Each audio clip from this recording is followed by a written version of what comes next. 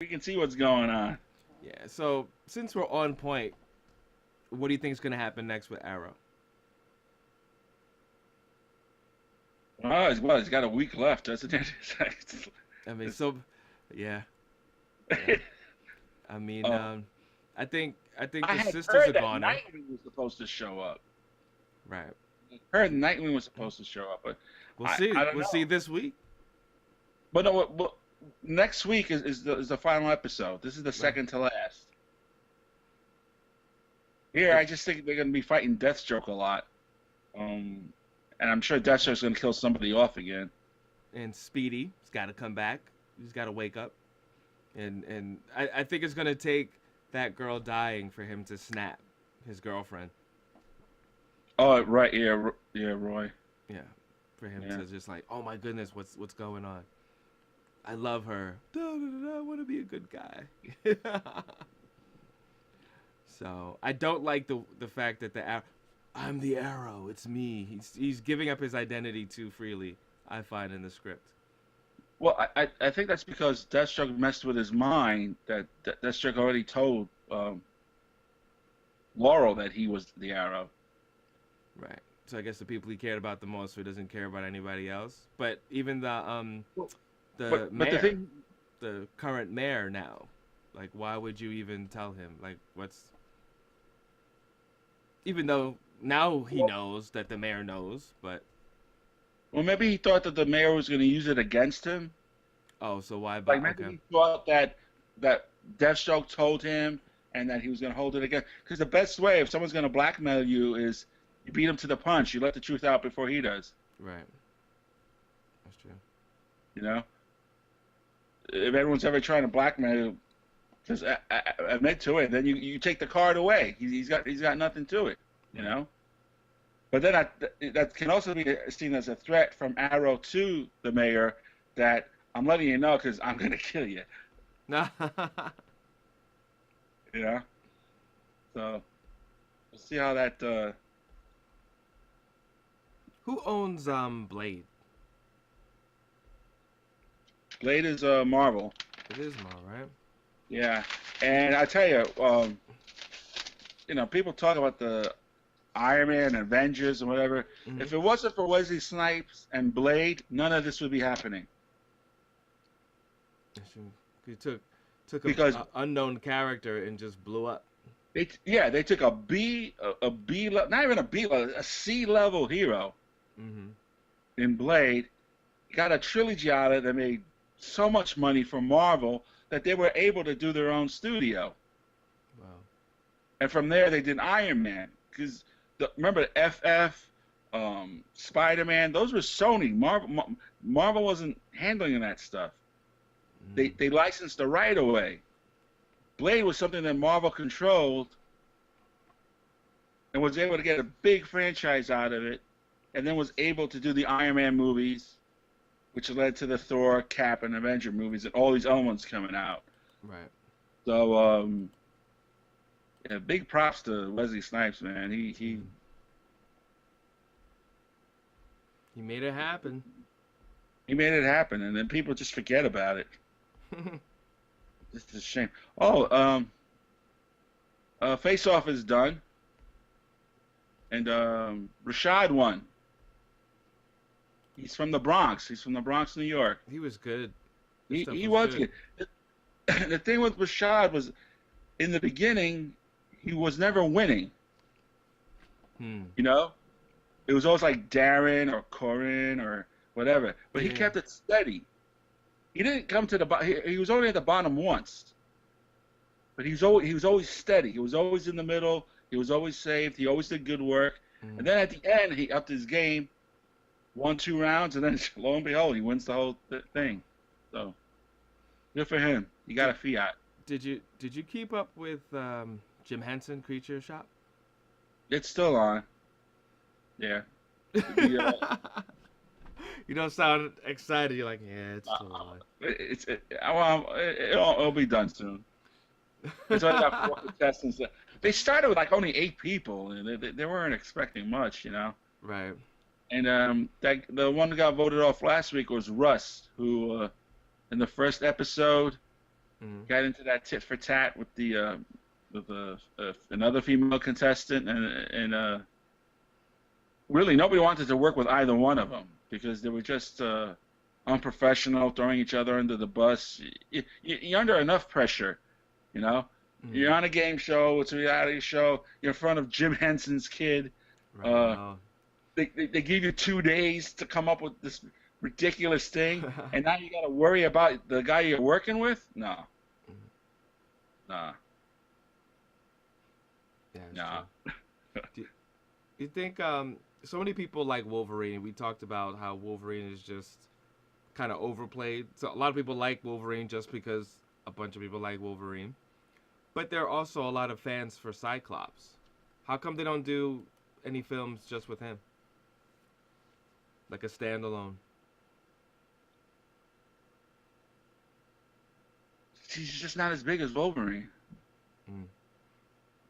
When Wolverine came on in the big time in the '80s under Chris Claremont and John Byrne in the comics, he really became the fan favorite. He got pushed ahead. I mean, Cyclops was a member of the X-Men from the start. Right. But the popularity was never as big until the new X-Men came along, and Storm, Colossus, Nightcrawler, and Wolverine. And Wolverine pushed them to that next level. You know, in fact, Wolverine was so big, he was like in almost every other comic, just to sell the comic. Right. Yeah. You know? He was always guest starring Wolverine. You go to the store to get your X-Men comic, then like, oh, he's in Marvel Comics Presents. Okay, he's there. Oh wait, appearance of Spider-Man. Okay, well, he's with Daredevil. Oh great, he's fighting Cap in this one. And before you are, you're walking out with 15 comics. All because Wolverine's in it. So I'm hearing all these rumors about the Goonies doing like a new Goonies. It's true. It's such a classic. And he waited 30 years. He waited 30 years, but Steven Spielberg has written the script for Goonies 2. And it takes place 30 years later. Okay. All right, cool. All right. Because I'm saying it's such a classic. Like, where are you going to go with this? And you got to put some of these people back into it. It makes sense to have these kids be parents now and their kids going on an adventure. I can't see him doing anything else but that. It would be nice if he totally spins it a whole nother direction, like them as adults. Probably, yeah, probably, because it is Spielberg. I mean, you got to give him. I don't know.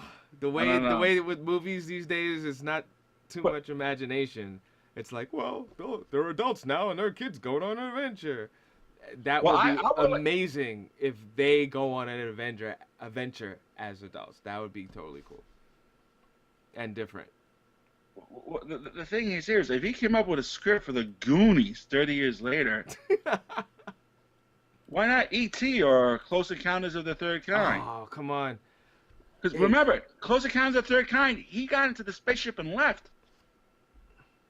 I'll give you that. But it's like, right? I want a new movie.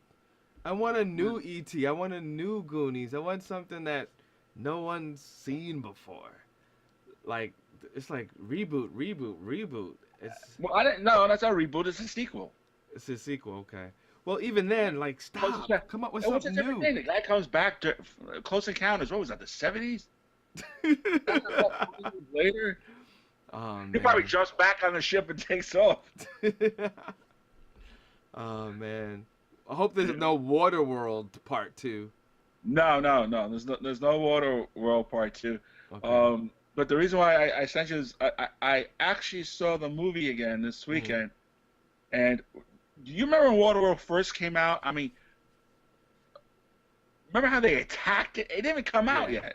They attacked it so hard. It cost so much money. It's ridiculous. They panned it. They gave it 1 star. Time changes everything. Oh my goodness! You got an award now? Because I'm watching the Encore channel. I was like, I was expecting to see like 1 star. 3 stars. Wow. meaning it's a great movie.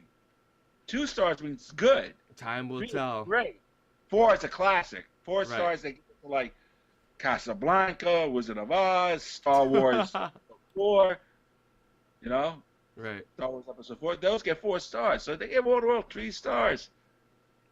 That's crazy. And I watched it. I'm like, you know what? It was in the 90s, and because Kevin Costner played that Mariner guy, and he was, Right. and I'm like, well, they pulled this off. There's no reason why they can't do an Aquaman or a Namor movie, Right. especially with CGI and everything today. What about Judge Dredd? Judge Dredd, okay. Wait, didn't they Uh, already do that one that over? photo. Do you have that photo with they Yeah. photoshopped the 2 Judge Dredds together? Mm-hmm. Stallone did it in '95. Didn't do well. But Carl Urban did it recently. It cost like $43 million to make and only made 40. Okay. But what happened was times have changed because this is what happened. The DVD sales went through the roof. Mm. So now, based on that, they're doing a sequel. Wow. I'm gonna check that out this week. They're And doing let's a talk sequel about it. Let's talk about it because I think I saw that online. because they're doing a sequel on that. Mhm. Now, Carl Urban, who plays Dr. McCoy in the reimagined Star Trek, he announced that they're doing a sequel, and it just brings them out what the power the fans have. Right. Because Definitely. remember, like they said that they're not giving Hellboy 3 the green light to do the 3rd movie because it didn't do as well as they expected. Mhm. Well, that's because it was up against bigger movies. You know, Hmm. it's made a lot more money in DVD sales. It's a constant movie on FX. They show it all the time to get ratings for it. Right. You know, and so I think that's a new way to bring across to Hollywood and the powers that be what we want to see on screen.